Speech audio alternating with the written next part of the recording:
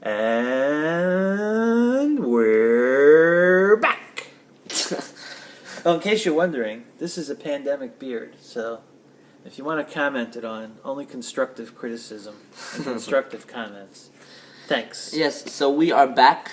A lot of things to talk about, especially what's going on in the world now with sports, what type of impact sports is having, is taking from the coronavirus. A lot of things, a lot of things have happened over the past 3 months with sports. All sports stopped on March 14th, and they've barely returned, and we're June 19th, which is Juneteenth, by the way. Very, very special day. That is really how long we got to deal with this virus, and it's the toll it's taken on sports.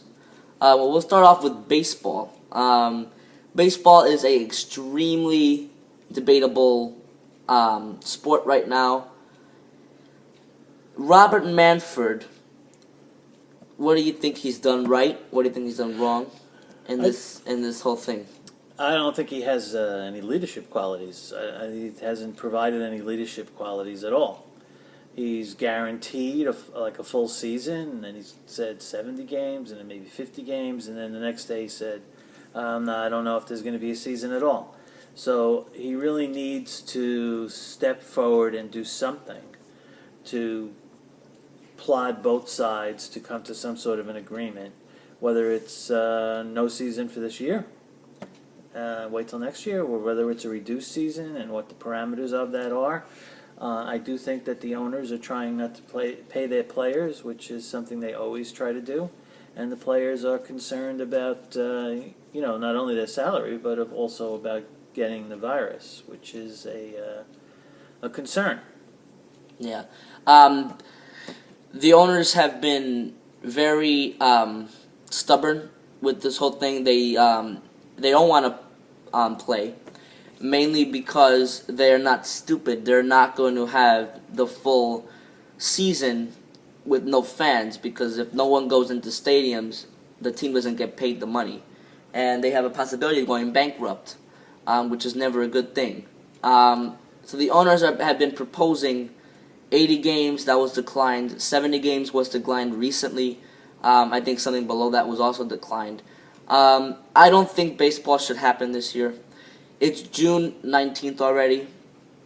They're not in shape anymore. The last time they played was in February.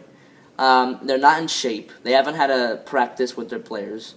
They're not in shape to return by even August. Because spring training lasts 2 months. They're not going to be able to come back. By the time they come back, it'll be August if they say yes in this month. If there was no virus, the season would be ending in 2 months from August. It doesn't make much sense. If the owners don't want to pay their players or agree to a game total, then just don't show up and say no. They will have to travel to another state, like states like New York, states like New York, the Yankees, the Mets, the Dodgers, the teams they're in states that have gotten hit the hardest. They can't play in their cities. They'll have to come somewhere else, mainly Arizona or Florida, which numbers have spiked, which is also right now. Florida is unsafe compared to New York. New York is done a fantastic job, and Arizona is the same thing. So it raises concerns of I'm going to be in a hotel. I don't know.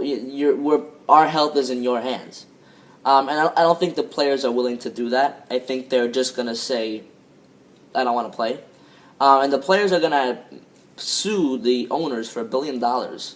And the owners can go in that courtroom and just say, "Look, we don't want to play. We don't want to have a season. We'll come back in March, and we'll play next year with fans or with no fans." So it's all up in the air with baseball.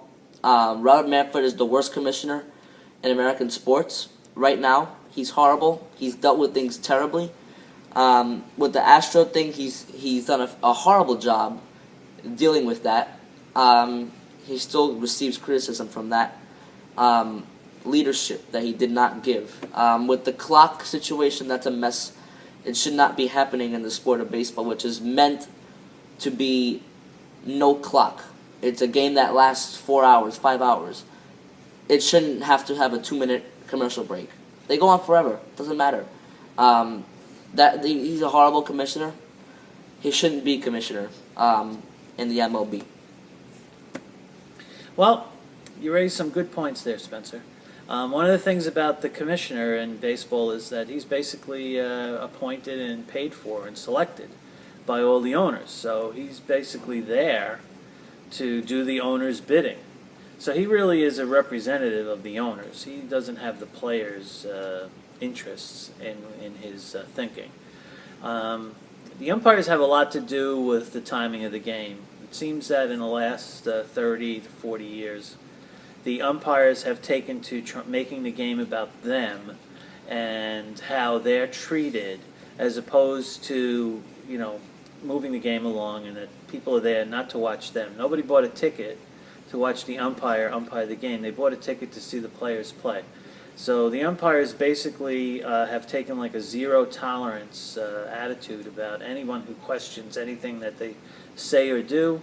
There always have been umpires that make questionable calls, and of course there's umpires that are better, but now there are some umpires that are absolutely horrendous, and I have a hard time understanding how they're umpiring in the major leagues, at the major league level, when they consistently make the wrong calls, and then to add insult to injury, they throw out anyone, player, coach, manager, who questions their wrong calls. Yeah. And I think the replay rule also facilitates that. It's a rule that makes no sense to me. It's a rule that wastes time. It's 5 minutes, 6 minutes, sometimes even longer, to see if a play was correctly called or not, and then to overturn it. I mean, there's bad calls, and you have to live with those calls. And the arguing with the coaches and the managers and the players is what made the game colorful. The managers that were successful knew how to turn that argument into something that would be in their favor. Most of the managers that were successful managers were also successful advocates for their team and for their players. If you look through time, the guy that sat on the end of the bench and never came out and let the players play usually had a losing team. So the other thing that the umpires can do to move the game along, and they already have the power to do it, is to require the batters to stay in the batter's box, and we require pitchers to pitch in a timely fashion. And the penalty would be if the pitcher doesn't throw a pitch within a certain time, he calls a ball. And the penalty is just that. And also for the batter, if the batter is walking around and fixing his gloves and getting pine tar and doing whatever, and doesn't step in the batter's box in a timely fashion, he can call a strike. So keep the batters in the batter's box and keep the pitchers pitching. And the game will move along, and the time will be shaved down to a reasonable amount of time. I agree, it's completely out of hand. The other thing that is kind of, losing a younger fan base is the games are played later and later, and that loses the younger fans. They hardly have any day games. They don't play any double headers anymore, and that's all done to create revenue. If there's more games played on separate dates, there'll be more revenue generated, as opposed to having the old twilight doubleheader or the Sunday doubleheader that they used to have all the time with more days off. They don't do that because the owners can make more money that way. And the players themselves, their union doesn't want them to play doubleheaders. I mean, I don't know. It doesn't make sense to me. I would rather work longer hours one day and then have the next day completely off than work both days. So, I mean, I don't know why they want to do it that way. That doesn't make sense to me. But I think baseball is in trouble this year, and it's because of a lack of leadership on both sides. Yeah, and baseball is one of the sports that should be coming back first. Not basketball and not soccer. Mainly because you're spaced out in a gigantic field. That should be the first sport that comes back, and so far in America, it's about to be the last sport that comes back. And all the sports that are dangerous health-wise right now are coming before them. Basketball should have no mind of even thinking about coming back.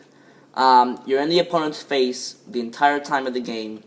You're breathing, you're sweating. It's a mess.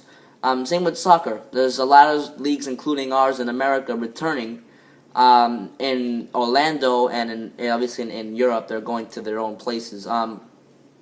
Doesn't make much sense that those two sports shouldn't think about coming back. It's not safe.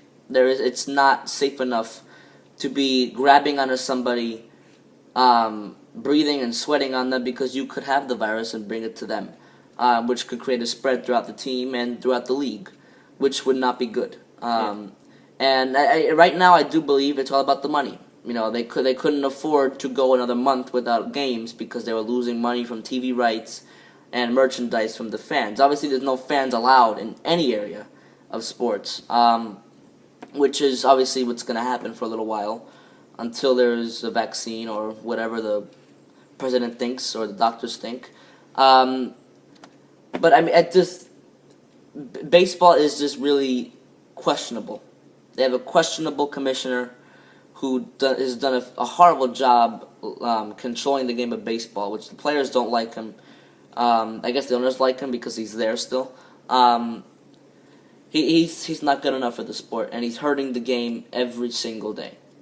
Yeah, there's no doubt baseball is the lowest risk out of all those sports. It's a low-risk activity as far as contracting the virus. Certainly, basketball and soccer, because of the close contact and the length of the contact between individuals, is a very high risk.